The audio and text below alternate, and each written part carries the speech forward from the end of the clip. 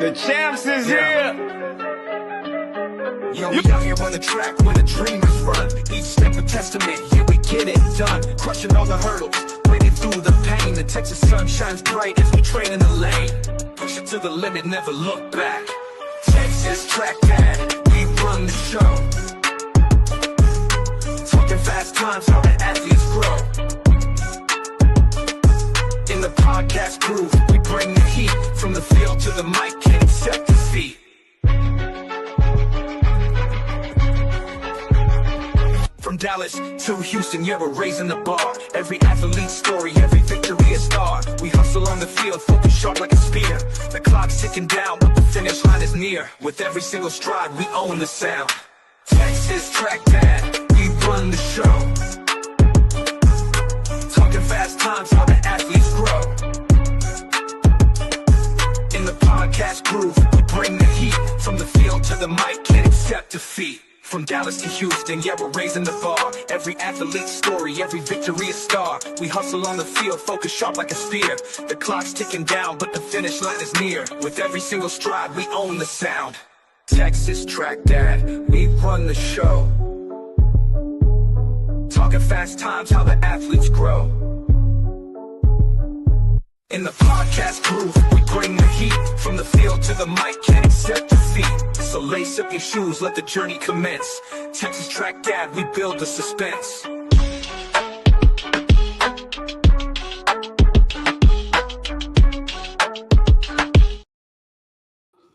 Yo, guys, what's up? What's up? What's up? Hey, welcome back to the show, guys. I don't know if y'all heard that, man. I've been trying to kick this TikTok off. We've been having some issues with that, but it's all good. I'll get it running sooner or later. But we got a good show today. We gonna talk to Coach Kev. We gonna go over some sprinter development, some mental health stuff. Pretty much all you need to know about, how to be a good coach, how how to help out your athletes and all that stuff like that. But let me shout out to my sponsor here, WEARBANDS. If you're looking for any type of resistant bands or whatnot, if you're trying to build some speed, some strength, hit that link in the description and check that guy out. He's been very supportive to the show as well. Yeah, shout out to my guy over there at Trackborn too. If you're looking for any track and field apparel, anything like that, holler at my guy over there at trackborn.com. But let's bring the man for the hour in the building. What's going on, Coach? Not much. How's everything going with you? Man, it's going good, Coach. It's going good. It's going good. It's going good. Track is here, Coach. Track is here. It's pulling up real quick. About to go. Yeah. I watched a little bit. They had a meet on the day. It was Ivy League meet. Harvard was running in it. Howard. It was pretty decent meet, man. They ran pretty decent times, man. It's pretty impressive. Then I know I think Vandy, they got to meet tomorrow. A&M meets tomorrow. But it's kicking off, Coach. It's kicking off, man. College is going. It's kicking off. But I appreciate you coming on to the show, man. So you with Texas Titans now. You with it's the same as Swift, right? Everybody just moved over. Whatnot. More or less, there is like I said, most of the event group head coaches moved to form the Texas Titans. Sprints, mid-distance, jumps, hurdles. Coach Tremaine, Coach Latoya, Coach Jamal. We all still rocking together. Gotcha. Cool. Hey, I already had a picture of you, Coach, to put on the fly. I had on Coach Spencer. I had on Coach Spencer on the show. Had everybody thinking Coach Spencer was Coach K, man. Hey. And he ran with it too. He ran with it. Yeah, he hit me up. He said, "Man, hey, man, that ain't." It's all good though. It's all good. Oh man, he's a good guy, man. He's a good guy. Well, welcome to the show, Coach, and tell the audience, a little bit about yourself, before we jump into these questions. Well, hello, y'all. My name is Kevin Scheck-Snyder, Coach K. I'm the sprints and relays coach, head sprints and relays coach for the Texas Titans Track Club. I'm just looking forward to having a great season. I said that formerly was with San Antonio Swift. now with the Texas Titans, and got a lot that y'all gonna have to look forward to. Promise you Yeah. Yeah. So what are y'all looking to stand out in this year, man? What events, or is it pretty much everything? Y'all, we gonna be standing out in everything. that. We got firepower across the board. Like I said, every event group. As Gotcha. far as the group I manage goes, we're just looking to make a splash to Okay. keep it simple. We're looking to turn some heads. Break some records that have that we already broke, and break Hmm. some that we haven't touched yet. But Yeah. we're looking to rewrite the sprints book, no question. Like nothing less than rewrite the sprints book. Hopefully, have finished with US number 1 and 2, and both the 1 and 2 in the high school division. Hopefully, it goes Hmm. beyond that for a couple of these guys, but we have a lot to look forward to. A lot of these guys been working real hard since September, and it's Hmm. going to be fun. Yeah. So how do we go jump into questions? So how you prepare their mindset, man? For a championship year. What do you tell them, coach? How do you go by that about that? As far as recently, we at that level, we treat every year like a championship year. Um, Hmm. Lately, it's been higher stakes, higher risk reward, and everything. But as far as preparing their mental, we compete like we train. We Yeah. we keep that consistent. We have the same goal, we have the same vision, and we follow the plan. That's one thing Hmm. I preach to them. That no matter what, things will get rough sometimes. Things will go your way. Others, sometimes more than others. But we follow the plan, and that's what's gotten us, to this point. Um, it's a lot at that age, that they deal with a lot on the track and off the track, and that's the biggest thing you got to keep in mind, that no matter how machine like they may seem, these are still Hmm. people, still Yeah. kids at that. So I like to do things like we have our team bonding events, we Hmm. have our team dinners, recovery Tuesday, whenever our physical therapist comes to work on anyone who needs the work done at my house, I wind up cooking everybody dinner, and we all just have a good time together, chop it up, and just have regular human relationships outside of Yeah. track and field. So it's a good time. Like I said, just having that line of communication with everybody. Parents come in and stay, and we just have a good vibe all around. Just try and create that connection. Like I said, it's important, and outside of that, just getting them to understand that every time we step on the track, it's business, and we're out Yeah. here for a reason. Yeah, and coach, yeah. I think that's important, man. You building, that relationship with the kids, man. Show them, I mean, it's about track sometimes, but it's not about track sometimes. You got to show them kids you care, and when you do that, man, them kids do some amazing things, coach. Absolutely, it's the hardest sport in the world, by far, to train for and compete in. So it's easy to burn somebody out with it, regardless of their talent level. So you Hmm. have to have that balance. You got to have Yeah, that balance. I try not to make it to where every time, like sometimes it's hit or miss, but I try and make it to where every time they see my face, or they see my contact pop up on their phone, they're not like, oh damn, like what I mean. I try not to relate Coach K to feeling a broken 400 or something like that. hmm Like yeah, it's got to be some buffer in between. yeah. You're right. What's one message you repeat to your athletes, man, often? What is something you always saying to them, coach, when you out there? Stick to the plan. Stick to the Yeah. plan. As far as just general goes, stick to the plan. There's a lot of cues that we'll go over, but it's stick to the plan and understand that plans can change sometimes, but we always have to be on the same page with that too. Yeah. Because it's easy to get outside that plan, man. Pressure, hey, especially when that pressure's on. Yeah.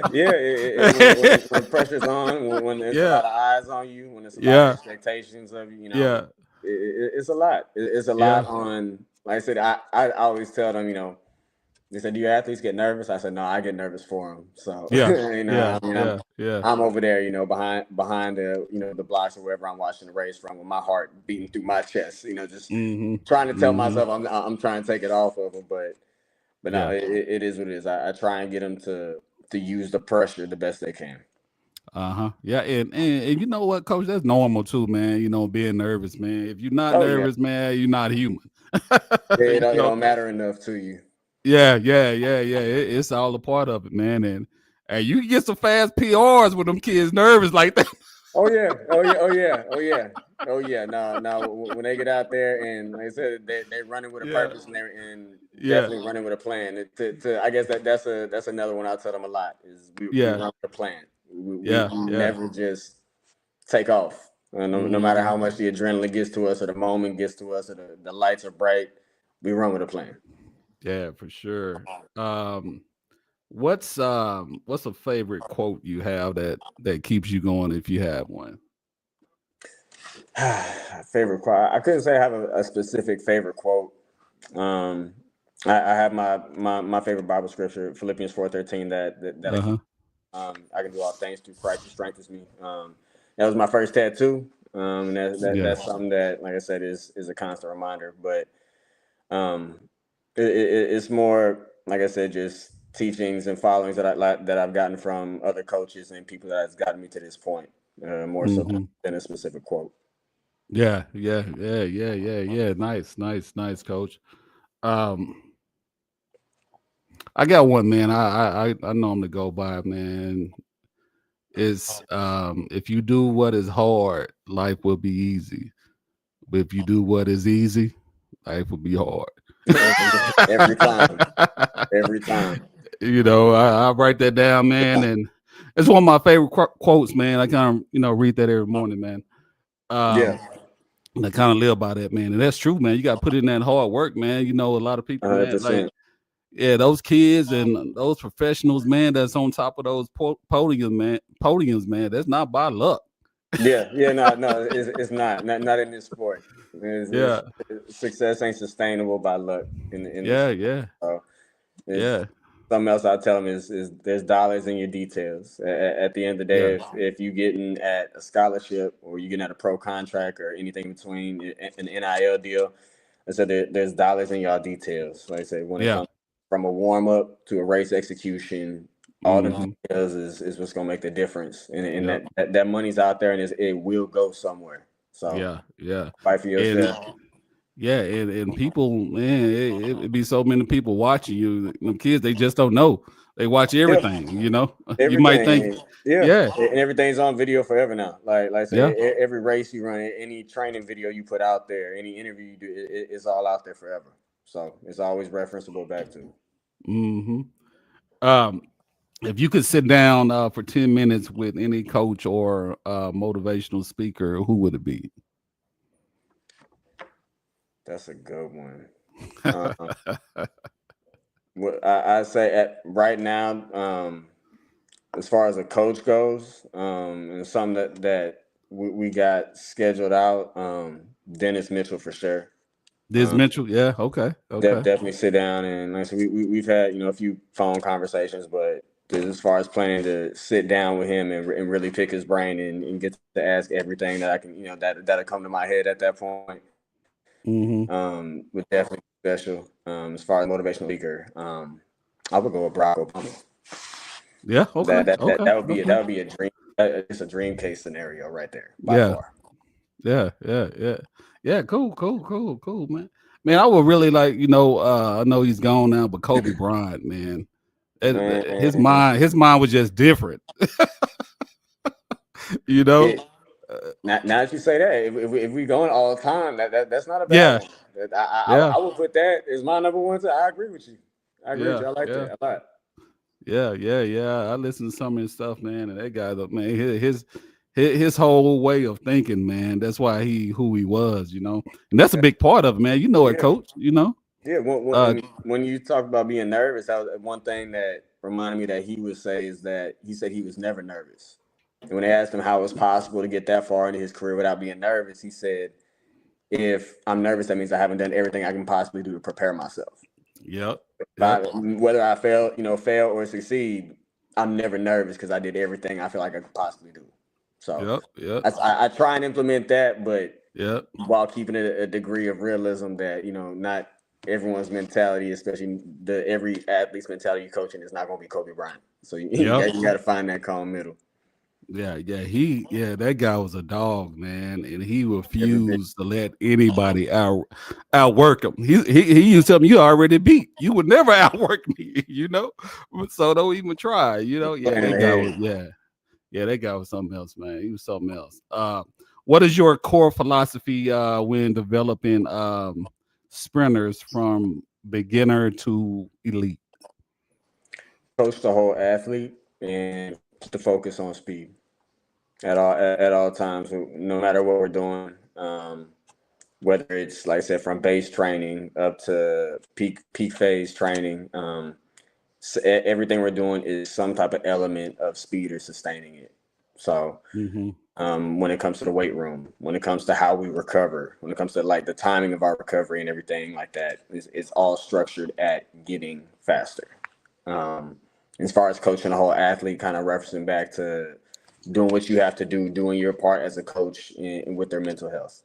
And the athletes deal with a lot at home, in school, on the track, and everything in between. It's a lot. Like I said, I have a wide, I guess, a wide range of types of people in my athletes. The type of human beings in my athletes are, they're all great people, but they're all so different in their own way. So I've had to learn different avenues of communication, how, different signs to look for if someone needs are you okay?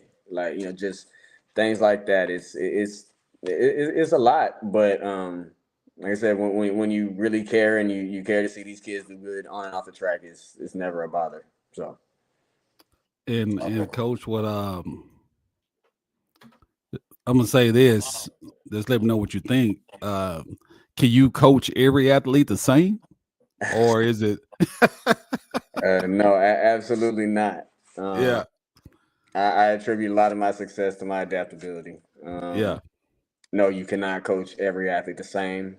They can be the same speed. They can be close. They can come from the same household. They can be siblings in the same household, and you cannot coach them. Yeah, So it's a lot of characteristics you got to look for that go into that. Yeah, and that's part of being, a good coach, man. Recognizing what works and what don't work, because it ain't gonna work with all that.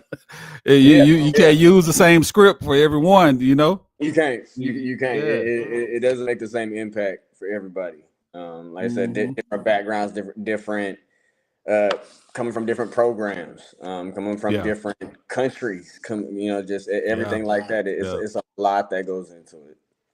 Man, coaching is a chess game, man. It is nonstop. And there's no end game to it. Like I say, you're just doing this for the development of athletes. When one gets to the peak of where you want them to be, it's going to be another athlete to push to their peak, and just, it's never ending. It's a never ending chess game. Yeah, for sure. When evaluating young sprinters, what are the first things you look at? Is it mechanics, strength? Is mindset one of the biggest things for sprinters, or is it kind of you got to have a strong mindset across the board for whatever you're doing? in this sport, for sure.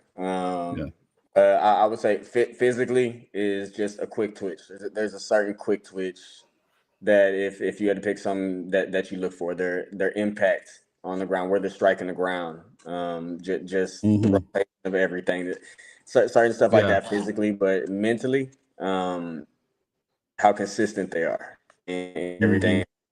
You watch their warm-up habits, things like that. If you have time to evaluate someone over multiple days, how they carry on habits, how they adapt to corrections you make, stuff like that. So, a couple of my fastest guys, when I was asked, what was something different about coaching them, it was 100% how quickly they adapt to coaching cues and how easily they can hold those changes and implement that. It's definitely different. Yeah, man, it's something you got to recognize, man, because sometimes kids they want to do the sprints, but they might be better at the mid distance or the jumper. Yeah. Or Yeah. so you Yeah. got to make the moves. Yes, sprints are exciting, and I Yeah. get it. I get it. Everybody wants a piece of it. I get it. Yeah, but it's it's a lot to go with it, man. It is a lot A to lot go to with go with it. It's taxing on your body. It's taxing on it. your Yeah, brain. yeah. And it's like, man, those. And don't get me wrong, all track athletes' body go through something, man. But like Every particularly event. sprinters, yeah, particularly sprinters, man. Those muscles, man, they do some weird things, man.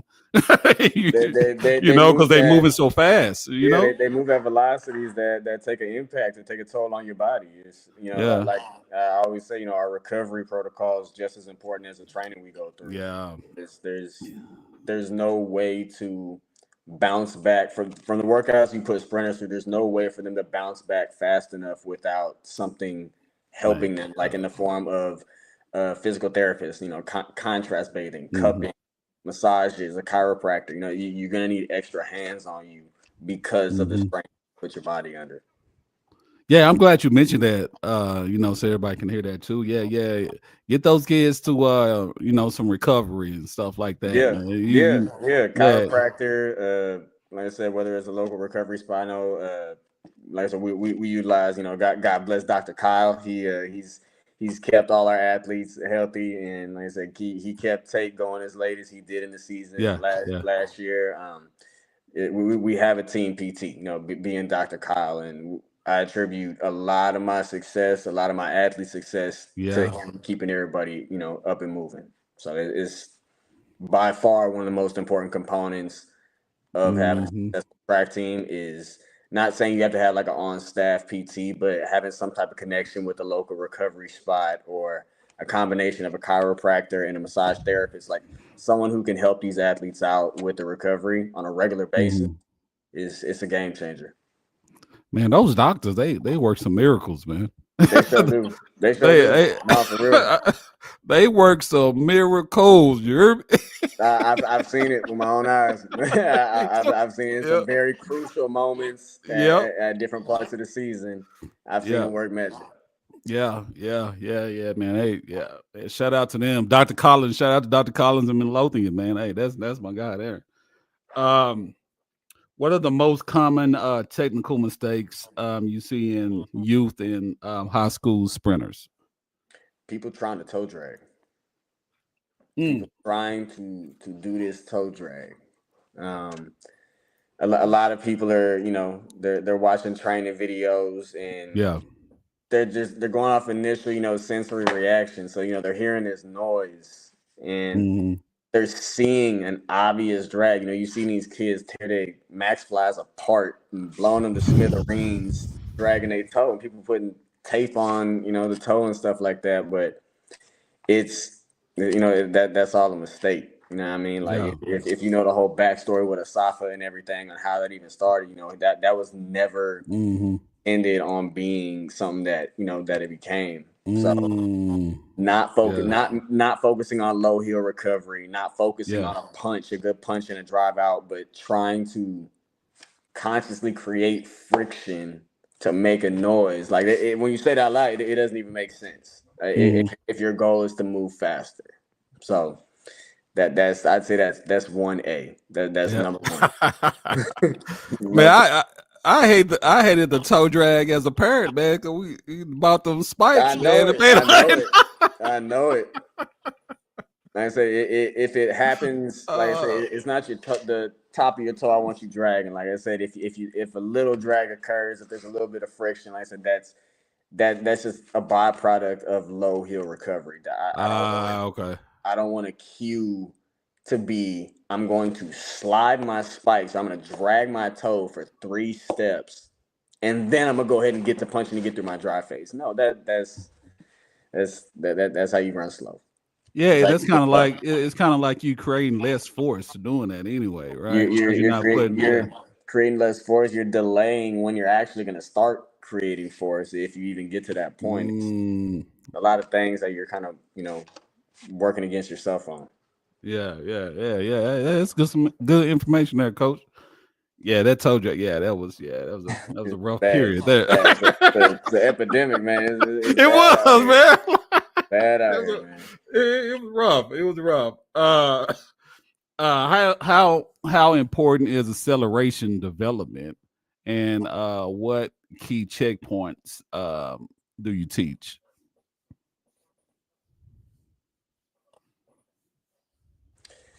It's imperative. I mean, it's very important that you can have a high max velocity, but if you can't get there efficiently, it's not gonna matter. You can have a real high meters per second. But, if we're getting there 30 meters into this and we're only able to hold for a certain, barely any time at all, then it's not going to go well. If it takes us too long to get there, you're going to run out of track to work with. But what was your second part of that question? The key checkpoints. What key checkpoints do you teach? As far as acceleration, they run in pretty much. When do they hit the acceleration phase? Just say I guess we can use 100 for example. What checkpoints do, because some people really don't know, because everybody don't have access, to get good coaches, as far as like you stuff. Where Yeah, at in 100 we're what yeah, moves yeah. Because some parents think, we'll say this real quick. So some parents think, like, especially the parents that's coming just not getting in the sport, they like to say, I need you to run this full speed, this 100, this 400. You run the full speed all the way out. That's not physically possible. You see what I'm saying? Can you just explain it a little bit, Coach? It's a process. Yeah. It's not everyone has their own method. Everyone has their own philosophy. But like I said, we run race models.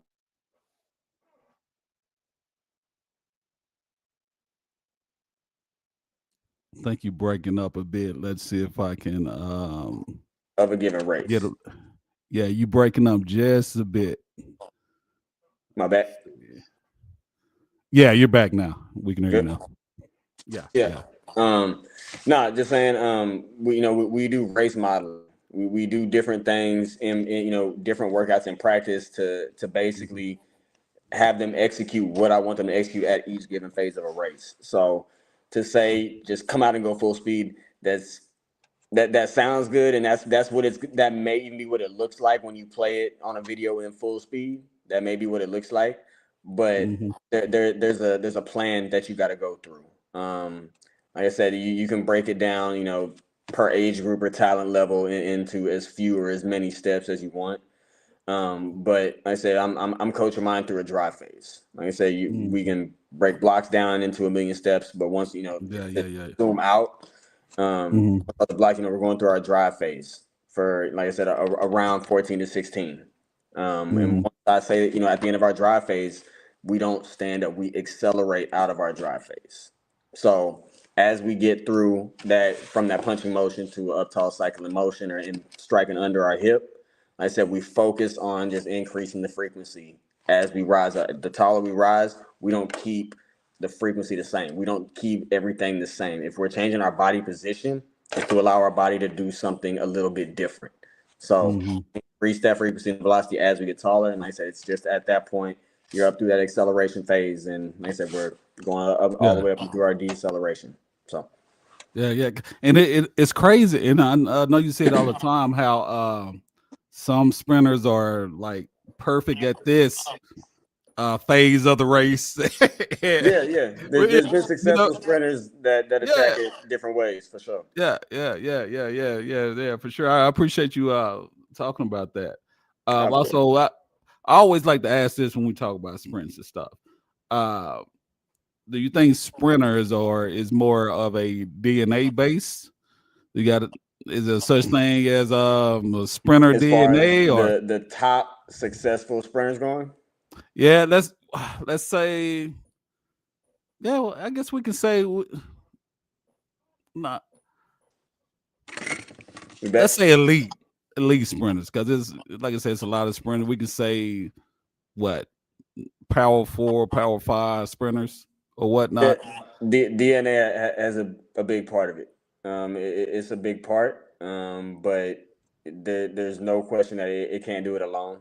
You Gotcha. may be able to be the fast kid up to a certain extent, but like I said, in today's track and field world, once you get to that high school level, you have guys running pro times, so Yeah. it's different once you get there. You can't Mm-hmm. you can't talent and just will your way to a 9.8. That's not doable. I can Mm-hmm. flat out say that's not doable without training and dedication towards your craft in that area. No, Mm-hmm. it's not happening. Yeah, because you can have that bloodline and all that. If you're not putting in the work, it's not You can have the work out for bloodline. you. You can be a professional athlete in another sport and still Yeah. go out there and go what? Tyreek went what 10-1 or whatever the case Mm, is, something like that, yeah. and DK went 10-3 or something like that. And Yeah. that's Yeah. about that range for a professional peak athlete of another sport. Mm-hmm. So it Yeah. is what it Yeah. Yeah. No doubt. How do you balance speed work, strength training, and recovery throughout the season? is. Strength for one, all three of them are implemented throughout the entire training year. Yeah. Strength, obviously, being a component of our base, a big strength being a big component of our base training. Um, Mm-hmm. in early off season up through fall training and stuff like that. We'll be in the weight room a little bit heavier and frequently than in season. Mm-hmm. Um, Speed, we work speed year round. No question about it. And I said we're not to say we're spiking up, going 60 meters or out of blocks or anything like that every single week. Mm-hmm. But at every phase, we are working some type of speed work at least once a week. At Mm-hmm. every phase, and we ramp up, as we get closer. Recovery, Mm-hmm. there's no balance of recovery. That's just a regular part. The balance is when we train, we recover. Yeah. Yeah. Yeah. They have a recovery protocol that they follow every single training day. Every Tuesday, like I said, Dr. Kyle pulls up to the house, brings all his, if he needs to bring his tank for cryo, he brings it. Ultrasound, cupping, whatever the athletes may need. They communicate with him throughout the day, kind of leading up to when we meet up for practice. Mm-hmm. And we'll anyone who needs the work done, we'll get it done here at the house. And that's, like I said, that's become a regular part since off season. Since off season started, that's just become a regular Mm-hmm. requirement, pretty much. Okay. And we gonna get into some recruiting stuff real quick too. I got one more question about speed and stuff, and I really want to ask this question because I know a lot of people need to hear it. What role does consistency play in long-term speed development? Is everything. It's not a role. It's everything. You have to apply it to everything. Yeah. If it's long term speed development and long term being like year in year out consistent progression and success, that doesn't come without focusing to some extent on handling your diet. Not saying you have to eat perfect, not saying you have to eat any specific diet or something like that. Everyone is different, but you have to put some type of intent, some consistent intention into eating a certain type of way. Um, Recovery, you have to be consistent. If you don't, you will not have the legs to be successful on the track. Uh, Mm-hmm. Mm-hmm. Being in practice, being in the weight room, communicating with your coach, Yeah. making sure your coach and parents are on the same page. Everything has to be consistent. If Mm-hmm. we're talking long term success over years, consistency is everything. Yeah, coach. I think sometimes, man, a lot of athletes and parents, man, they think of quick fix, man. They want it. Yeah, They want the kids to they want be it. They want it. they want they want to be fast, quick, and sometimes it don't work like that, Don't work like that. And Yeah. if you wind up program jumping a lot, then Mm-hmm. your child may get faster off of physically growing and maturing like that. But as far as their development and education in the sport, it's going to be real tough on them jumping from Mm-hmm. system. Okay. Um, so did you seen that process with Tate? Say as it one far more as the time. law, you seen that process with Tate Taylor with Yeah, the long term. yeah, 100%. Yeah, 100%. yeah. 100%. He's a good kid, man. He's a good, he's different, man. He's a good kid. I had a good time That's my talking dog. to him. Yeah, That's my dog. Like I said, yeah, day in day out. That's my dog on and off the track. yeah. What let's jump to some recruiting stuff right now. What do college coaches truly look for in sprinters beyond the stopwatch? The type of impact you can make on their team, the type of person you are. A lot of kids may just look at these in-home visits as just part of the process. If you're fortunate enough to get to that point and have these in-home visits and stuff like that, but like I can sit up here and talk for hours on everything I've learned from these college coaches, Hmm. and stuff like that. But that they really pay attention to what type of person you are, how you interact with your parents, Yeah. everything like that. So that they're really looking at the type of people they bring in. I mean, grades is obvious. When you're in college, and like I said, your GPA will average out with your team. And like I said, your sports team will have a team GPA and stuff like that. So if you Mhm. wind up being an athlete that brings down the overall team GPA, you're gonna wind up costing them some money. So obviously, what type of student you are, what type of person you are, and outside the stopwatch, like I said, just how you conduct yourself, Yeah. Yeah. your practice habits. Yep. Not just the type of person you are, like I said, but the type of athlete you are, for sure. The Hmm. type. Yeah. Because like you say, man, they bring in one bad seed, they can destroy the whole team. Yeah, You know, one bad apple can wreck everything.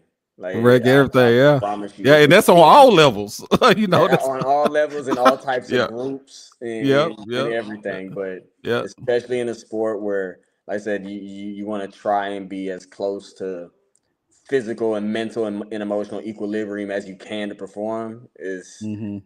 toxicity and, like I said, bad blood and stuff like that Yeah. amongst training partners on a team and anything like that Hmm. it's bad. It can get bad quick. Yeah. The coaches got to be careful, man. Especially those college coaches too, Can't because coach their jobs everybody. online. Hey, say it again, coach. You can't coach everybody. Yeah. Hey, Yeah. hey, Yeah. it's tempting sometimes. When Yeah. you'll have an athlete, whether it's in your city, hit you up to go from one program to another and or whatever type of jump it is, but it being tempting because the stopwatch. Yeah. But Yeah. if you have the type of connection with your athletes where you can really talk to them and understand, like, hey, but talk to your captains, talk to the older ones on your team, the seniors. Hey, do you know so and so? Okay, what type of what type of athlete are they? What Hmm. stuff you ever seen them at a track meet at school? What stuff you Hmm. ever notice anything? And most of the time it's good things and nothing crazy. But I say have you ever noticed red flags? Yeah. Anyone Yeah. ever talking crazy as hell to the officials? Anyone ever trying to start a fight after getting cooked in a race? Stuff Yep. like that. So you Yep. you gotta kind of trust your athletes on that end to some extent on that too. Hmm. And those recruiters, they look at what you do when you win a race, and they look at what you do when you lose a race. Gotta know how to lose before you know how to win, man. That's right. That's right. That's a boat quote, but no, it's Yeah. real. You gotta Yeah. learn how to lose. Like I said, because this sport, you'll never go undefeated in a lifetime career. At any level, unless, like I said, unless I'm like sorely mistaken. Yeah. I don't think anyone NCAA. I know it hasn't happened in the pros, but just outside of Mondo and this pole vault, but no one's just going undefeated like that. So Hmm. you will have those moments, and the the impact of a really taking a loss really bad can have a honest, like, unfortunately, a bigger effect than taking a win really good. So Yeah. Yeah. you can wreck a Yeah. lot. And I always say this, man. Those people that are successful, man, they lost at one point. They just learn from it. It's And they lost it, on a tall stage too. They yeah, lost yeah, on a big one. Yep. Yeah. That's how you learn. You know, that's how you develop. We got a question on IG for you, Coach. Hold on one second. Let me pull it over here. What are your thoughts on track clinics? To be honest, as a parent, I see it as a money grab, but are college coaches at these track clinics? I'll be the first and very clear to say not all clinics are created equal. Um, if it seems like a money grab, may not have been the clinic for your athlete, for one reason or another. There are some great clinics out there. Personally, like I said, I've been a part of some, and I've attended others. There's some great ones out there that have made a difference in my career that I can personally attest. Then there's others that it's a money grab. It's Yeah. like my guy Coach Will said something this morning on Instagram. You know, there's a lot Yeah. that can be replicated because you saw it somewhere and it's being distributed online, or you know, Yeah. like Yeah. it's being put in this super expensive Oh, clinic. there he is. There. It's a super expensive clinic that you know that just it's not, it doesn't make sense if you know what's going on. It don't make sense. Mm-hmm. Things wind up, Mm-hmm. and a lot of those wind up getting canceled. Wind up Yeah. not even happening. After people who know what's going on, just like I said, take a look at it. So Yeah. Yeah. Yeah. yeah, for sure. Yeah. Yeah. Yeah. Shout out to Coach Will. Yeah. There he is right there. Coach K, the coach of the My year. dog, man. That's my dog. and That's my dog. Shout out to Coach Will yeah, for sure. yeah, shout out to Coach Will for sure. That was from their question was from ET Junior on IG. And also somebody said Coach K is the GOAT. Ahmad Run. Appreciate Let's see. All right, here we go. So yeah, that's some good information, because but yeah, some of those you're right, some of those clinics. Yeah, make sure y'all research those clinics. Yeah, And just vet your clinics. Like every yeah, clinic yeah. should have listed who the clinicians are. Like I said, whoever is coaching and everything. There should be some type of background, some type of list, or whatever the case is. So just do your research. Yeah. The clinics where you should be attending, it won't be hard to find the information on the people there. I promise you that. Hmm. For sure, for sure. Um, what should parents understand about their role in the recruiting process? That they can make or break it just as much as the athlete. They need to thoroughly understand that. Uh, I understand. You can want to protect your baby. You want the best for them. Um, but know that fine line of in influencing your will and opinion over what this athlete wants to do with their future. Like just Hmm. find that fine line. If at the elite level you get down to splitting hairs and you're trying to decide to go to LSU or go to Oregon, and you're having a real strong influence on your opinionated influence on where you want your child to go. If they're leaning this way and you want them to lean this way, and I know I'm not trying to press them, but I feel like I know what's best for them. And I think Yeah, those are two yeah, great track programs, to be honest. So I mean, I yeah, don't think yeah, there's a yeah, loss going in there. So yeah, yeah, yeah. yeah, they can make or break it. These home visits are just as much for y'all as they are for the athletes. And Hmm. then when I say for y'all, I mean y'all are being evaluated just like the athletes. Yeah, yep. I've seen coaches go on a home visit, and like I said, the things may have not gone well with the dad, and they were kind of cool on the kid after seeing kind of the environment and upbringing, and even that kid's reaction to certain stimulus. So Hmm. it's a lot that can stem off of a parent's behavior in a lot of situations.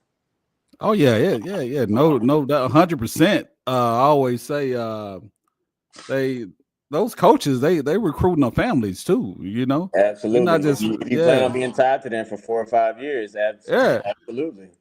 yeah, yeah. They recruiting a family. And if y'all act, if your family act a certain way when them coaches, come around, that stopwatch can't be fast enough to want to sacrifice a certain amount of peace. You know what I mean?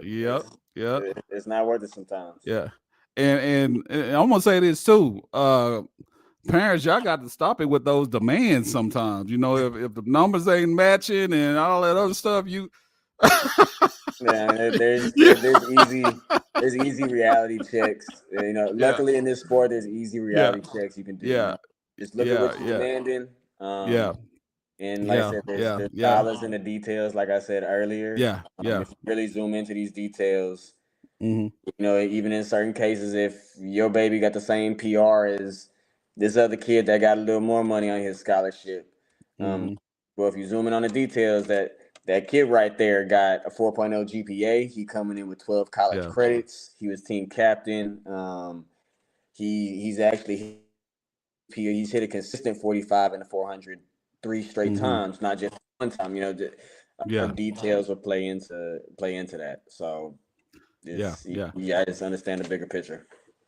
And Coach, I want you to, if you can answer this for me, because I need some parents to hear this, because I had a few parents that hit me up with this.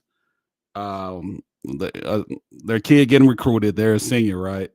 They go to the college website, they look at the roster, and their kid is faster than the kids on the roster, but they're not getting offered a full scholarship. Can you just elaborate just a little bit on that coach's way of thinking or why it's like that? Every coach has a different vision. And at the end of the day, every coach runs a team differently. Yeah. And again, you got to zoom into the details. If you say running faster than a kid, like if you have a kid who are you talking about like actively, like my kid is in this current season running faster than this kid on this college team, why are they not offering full? Or are we talking about like, because there's a difference, like if we're talking about like after a season's done, my season PRs were better than his, why am I not being offered a full scholarship? Yeah. So we're talking about just say current PRs. They going into they going into their senior year. They haven't ran the outdoor yet, but just say they're going based off of what they did last year, their junior year in state, right?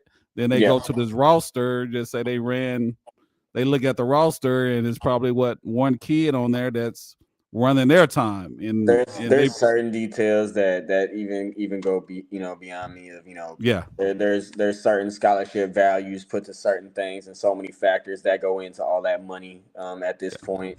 Roster limits made it a little more simple, but at the same time, it's still a complicated business side of that stuff. Exactly. There's a huge business aspect to that, the scholarships and everything. You got to also look at versatility, event versatility.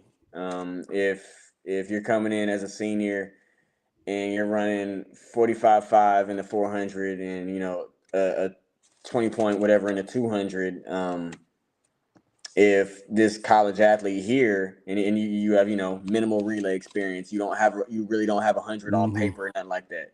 Well, this college athlete here, he's not running 45.5, but he's running 45.8, and he also runs a 20 point low, and he's a short. He came from a short sprint background, so while he runs that 45.8 and that 20, he runs a 20 point low, and he can run a 10 flat. There's versatility, aspects that come into that as well. So it really comes down to how many points you can score that team. How many points you score that team at conference. Yep, that's what I was just about to say too. It is depending on if you're going to score or not too. That's one of the main things. Are you going to come in and are you going to? Well, what can you do for us? What can you do for us? We gonna give you 6 figures in education and NIL and stipends and everything like that. So what are you gonna bring to the table? And roster limits made it simpler. Like it's really not much more of, all right, well, we gonna give you 80%, and if you do well next year, we'll bump it up to 90. No, a lot of these D1 schools and other schools are on full scholarships. So it's full or nothing damn near at this point. Yeah. And hey, just if you really want to go to that school, if you think you faster than everybody there, sometimes you got to bet on yourself. Take what you can, get in there, and If you talk the talk, walk the walk, get the scholarship next year. You Work know, for it. it's Work yeah, for it. work for it for sure. Um, let's see here. How do you address mental health with your sprinters, especially under pressure? I know we mentioned it a little bit, but how do you address that? To zoom in, definitely recommend. Again, you can't require any of this stuff, but I highly, highly recommend all my sprinters that not to your frequency with them is that's up to y'all, but see a sports psychologist. Yeah, yeah. Just if it's once for the whole season, cool. If you feel like that's Hmm. what you need, and it helps, awesome. If it's more frequent, awesome. I got a few in different circumstances. I got Hmm. some that see sports psychologist once. I got some that see her a little more frequently. Yeah, yeah, yeah, Um, yeah, based off of need. So yeah. it is very important. I try and keep that, like I said, an open line of communication with my athletes to tell, like, so they understand, like, you have to communicate on how you feeling. You have to tell me how you feeling, so I know what I can Hmm. ask of you. Uh, as a person, an athlete, I don't know what limits there are at the end of the day just off of watching. Like I can observe so much, I can read the room, I can take my cues, but if you're not talking to me and let me know where you at mentally, there's only so much I can assume and do. So definitely, again, sports psychologists, keep that open line of communication and treat them like people. Treat them Yeah. like sometimes that they are just not gonna be feeling it, and sometimes it's worth saying, "Nah, look, let's be big dog. Let's figure it out. Let's lock in Mhm. real quick. Let's compartmentalize whatever's going on, and let's get to business and handle whatever we got to handle after. And Mhm. find a balance of when to just call the dogs off and say, you know Yeah. what, you're not feeling it today, and I see it. Mhm. You're gonna hurt yourself if you keep doing it at this rate. So instead of being emotional in this weight room over here, let's go ahead and chill out today. You know what I mean? Mhm. Let's instead of taking our aggression out and wind up overextending out these blocks and blowing our hamstring to smithereens. Yeah. Let's go ahead and put our flats on, get a little grass lap, and go home. So Yeah. Yeah. it's Yeah. Yeah. And it's nothing wrong with going to that sports psychologist and all that, and no, no, it it's helps, nothing man. wrong with it. It's a lot right Yeah. with it. So I promise you that. Yeah. Yeah. Yeah. It helps, man. A lot of athletes go there, man, and they get right, and because it's a lot of pressure, man, Yeah, on all levels. With dealing with with sports, man. yeah. But yeah, I'm glad you actually mentioned that. I think I had Coach Noel actually have somebody to come out. He says to his practice too, and Hmm. talk to the kids and stuff like that, man. And I just hope the coaches who will listen to this, watching, Yeah. start implementing that stuff a little bit more, man. Yeah, we have a sports psychologist we work with. Ashley's great. She came out to practice last, I want to say, about 4 or 5 weeks ago, maybe 6 weeks ago. Came out and just said, just as a reminder, hey, this is who I am. This is what I do. These are my services. If you ever need anything, please reach out. Just and Hmm. talking to parents and the athletes all before practice, just as just a little refresher. Yeah, And it's great. Like I said, yeah. multiple athletes we have utilize her, and she, like I said, she's been great from day one. Yeah, yeah, yeah. For the athletes who listen to it, if y'all think y'all need to talk to somebody, just reach out to your coaches, reach out to your parents, so they can get y'all some help. So y'all can go talk to somebody. Just don't keep going to practice, being depressed and being stressed out and all that stuff. Make sure you get somewhere where you can talk to somebody. Yeah. Got another question right here for you, Coach, real quick. Um, Does a college athlete have to compete for a scholarship each year based on performance on the track for the school, or is it not a 4 year scholarship for a track athlete at the D1 level? At the D1 level, so basically, asking. I know the answer, but he's asking you about it. Does a college athlete have to compete every year for a scholarship, or does he get all 4 years paid for stepping up to the plate? Um, at this point, I don't know if anyone's paying out 4 years in advance. Um, to that extent. But what I will say is, um, I have athletes that went to college out of my program under both circumstances, honestly. Um, but I will say even the ones that are under guaranteed 4 years, you are evaluated every year as if you were on a pro contract. It is a performance based contract. If a school is investing $100,000, $80,000 a year in your education, they're going to expect you to do your job. And that is performance based. That's what you earn that scholarship on. You're not maintaining a scholarship off of potential. That may be a small element of what got you the scholarship, but as when we're trying to maintain, it's entirely different. No, if you get a scholarship as a 100-meter runner and you're going 10 flat, or you're going 10-1 whenever you sign that big SEC deal, if you have a rough freshman slump year and adjustment to the system, like I said, there is different levels of leniency that you can not assume, but different situations that will have different levels of leniency. Maybe freshmen, being in that area, but you go, that sophomore year, you're going 10-2, 10-3. It's going to be a real. I'm not saying like you're gonna get cut right then and there and everything, but it's gonna be a real tough and a really real conversation with you and your event coach and you and the head coach of that team going into the off season of the next year of, hey, look, it's about to get real. Do your job. Just a little reminder.